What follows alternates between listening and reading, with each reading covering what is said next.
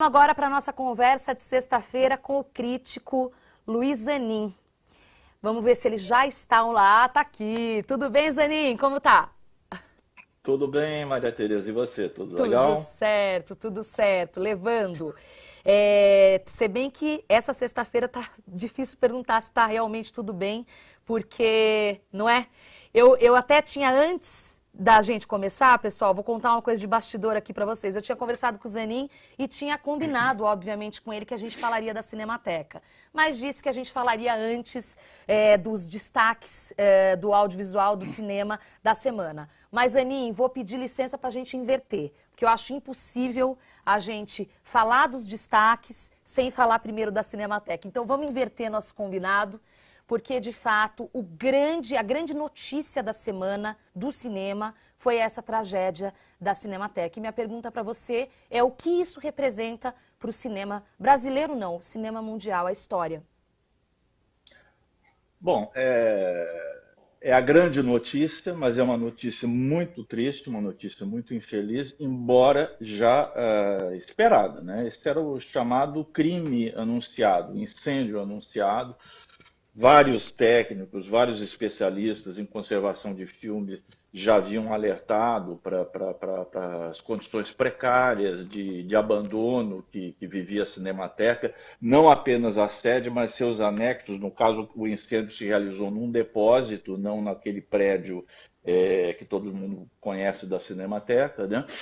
E a perda é imensa. A perda é imensa. Um antigo diretor da Cinemateca, o grande pesquisador Carlos Augusto Calil, disse que simplesmente foram 60 anos de história perdidos, né?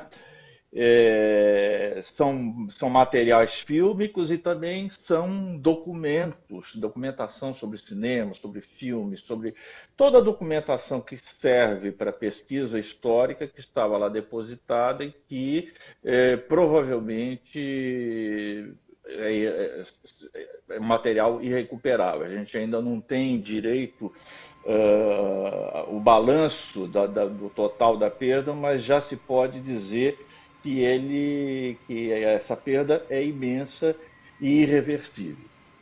Eu queria dizer uma coisa para você, é o seguinte: a construção de uma instituição cultural como a Cinemateca é obra de várias gerações, né?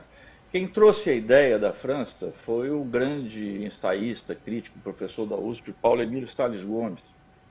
Tinha estado na França até em exílio político, e entrou em contato, fez amizade com o criador da Cinemateca francesa, Henri Langlois.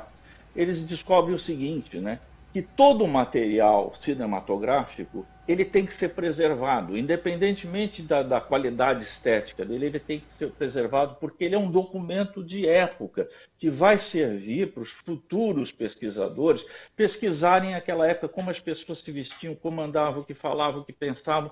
Tudo isso é um material de pesquisa histórica e não apenas cinematográfica. Quer dizer, é um patrimônio que se acumula e que é muito difícil de construir, porque uma cinemateca é algo muito complicado. A Cinemateca é cara, a Cinemateca exige técnicos especializados, intelectuais, historiadores, é uma coisa muito difícil para funcionar bem.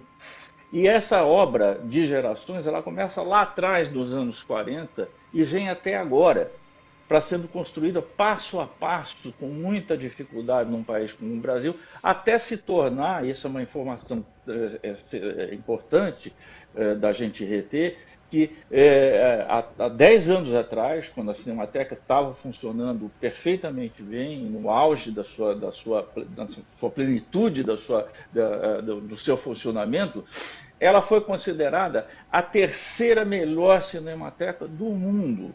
Isso não num ranking de uma pessoa que não entende, mas foi de um ranking de uma instituição chamada FIAF, que é o artigo da Federação Internacional dos Arquivos de Filme, que congrega as cinematecas do mundo inteiro. Então nós tivemos uma cinemateca de primeiro mundo aqui e que foi dilapidada, foi abandonada num descaso que eu tendo a achar que é um descaso calculado mesmo de se destruir a cultura brasileira. Eu acho que, na verdade, essas pessoas que desse desgoverno, eles têm tamanho ódio à cultura, tamanho ódio ao conhecimento, que se fosse possível, eles fariam como os nazistas fizeram numa determinada época, que era uma pira de livros incendiar em praça pública, um auto de fé de livros que eles odiavam.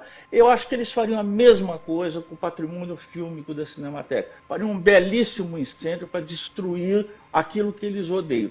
Como eles não podem fazer, que também seria extremamente desgastante, então eles deixam de fazer a manutenção básica dessas instituições e deixam que esses acidentes, entre aspas, aconteçam. Né? É uma forma de destruir, é uma política de destruição de algo que custou gerações, o esforço de gerações e gerações de brasileiros que, ao contrário deles, estavam empenhados em construir um país. Sem dúvida, sem dúvida. E certamente isso vai repercutir, já está repercutindo, né? E vai repercutir mundialmente, né, Zanin? E se você for falar com os cineastas, muitos deles preocupados, ontem eu ouvi uma entrevista do importante cineasta Jefferson D., ele não sabe, ele tinha nesse depósito a cópia do primeiro filme dele, que é um filme dedicado a Carolina Maria de Jesus, escritora, né? E ele não sabe, ele estava preocupadíssimo, estava deprimido, ele sabe, eu não sei se eu perdi essa cópia desse filme ou não, a gente não sabe, a gente vai ver só quando houver o rescaldo desse incêndio e a gente tiver uma dimensão dessa perda inestimável para a cultura brasileira. Né? E se você for falar com outros cineastas, com outros críticos e tal, vão dizer a mesma coisa, vão estar preocupados que tinham ou alguma coisa pessoal lá depositada, ou então vão falar dessa perda geral da cultura, que é uma perda do país como um todo. Quer dizer, é lamentável, isso é lamentável e infelizmente, era algo muito anunciado e muito previsível, porque quando você deixa esse material altamente inflamável ao Deus dará, quer dizer, sem nenhuma manutenção, sem técnicos especializados em controlar, tal, isso acontece inevitavelmente. Não né? pode Então, ter outro resultado. Bom, não pode ter outro resultado. Né?